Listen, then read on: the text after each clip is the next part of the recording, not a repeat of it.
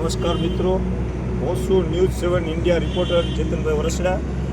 આજ રોજ ચુલી ગામની બાજુમાં એટલે કે રામદેવ હોટલની બાજુમાં એક માલધારી સમાજ જે ગ્રુપ છે તેઓ અત્યારે સારી એવી સેવા, ગૌધનની સેવા બચાવવા માટે એ આ લોકોની ટીમ છે જે સારી એવી સેવા કરે છે અને આ સેવા માટે હું એમની પાસે થોડીક વાર માહિતી લઈશું અને એ લોકો શું શું સેવા કરે છે તે મીડિયા સમક્ષ રજૂ કરવા માટે આજે આપણે એમને પૂછશું।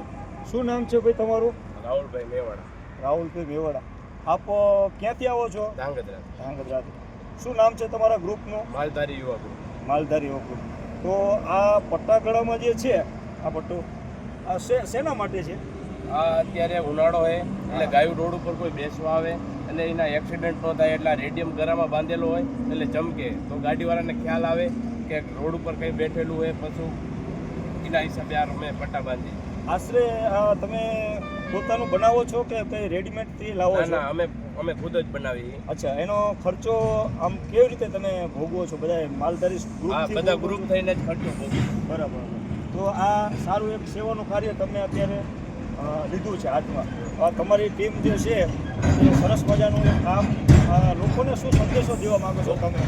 લોકોને સંદેશો એ દેવા માંગીએ કે રોડ ઉપર કોઈ ગાયું બેઠી હોય તો આ બેલ્ટ બાંધો, એના હિસાબેથી ગાયું બચી જાય, સામેવાળાનો જીવ બચી જાય, એ સંદેશો દેવા માંગીએ। એટલે કોઈ પશુને નુકસાન ન થાય, કોઈ વ્યક્તિને નુકસાન ન થાય, એ લોકોને સંદેશો દેવા માંગીએ। બરાબર। શું નામ છે ભાઈ તમારું? ભાઈ તમે બોલશો? બોલો, તમારું નામ શું છે? વિપુલભાઈ। આપ જે આ પટ્ટાના માધ્યમથી જે ગૌધન, જે ગાયો બચાવવા માટેનો એક અભિયાન આપણે ચલાવી રહ્યા છો, તો તમારું શું કહેવું છે કે આ કરવાથી શું ફાયદો છે? આ કરવાથી તો ઘણો બધો ફાયદો છે। ગાયો આંકડા જે રોડ ઉપર રખડતા હોય તે પસાર થતા હોય છે, આ ગાડી આવે એમ જાય અટકાઈને એના હિસાબે આ કરી છે અમે 8 જણા છીએ અમે। બરાબર। તો તમે આ એક સેવાનું કાર્ય અત્યારે ચાલુ કર્યું છે? બરાબર, સરસ તમારો। અને એક હું હજી એક બીજા ભાઈને પૂછીશ, શું નામ છે તમારું ભાઈ? વિપુલભાઈ હાડગડા।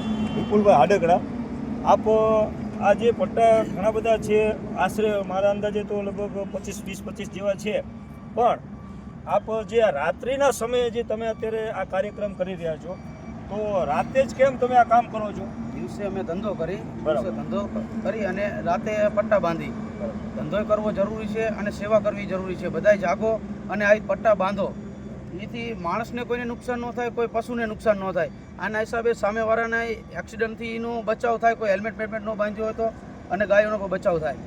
અચ્છા, આશરે તમે અત્યાર સુધીમાં કેટલી ગાયો અને જે ખોટિયા કહો કે આખલા કહો, જે આપણી ભાષામાં જે બોલ, તો અત્યાર સુધીમાં કેટલાક તમે ગાયોને આ પટ્ટા બાંધ્યા હશે? માલવણથી હળવદ લગીમાં અમે અત્યાર લગીમાં 150 પટ્ટા બાંધી ચૂક્યા છીએ, અમારે 1000 પટ્ટા બાંધવાના છે। બરાબર। માળિયા મોરબી લગી, માળિયાથી મોરબી સુધી અને આમ માલવણથી આપણો આ અભિપ્રાય છે કે તમે ત્યાં સુધી આ કાર્યક્રમ કરી રહ્યા છો। લોકોને તમે કંઈ કહેવા માંગો છો કે જે આ સમાજ કોઈ બીજા જાગૃત આવા થાય એવું તો કોઈને સંદેશો દેવા માંગો છો? તમે જાગો, આ રીતે સેવા કરો, આ રીતની કોઈ હાનિ ન થાય, નુકસાન ન થાય કોઈને એક્સિડન્ટના હિસાબે, તમે જાગો અમારી ગોણે અને તમે પણ આવી સેવા કરો એમ। બરાબર।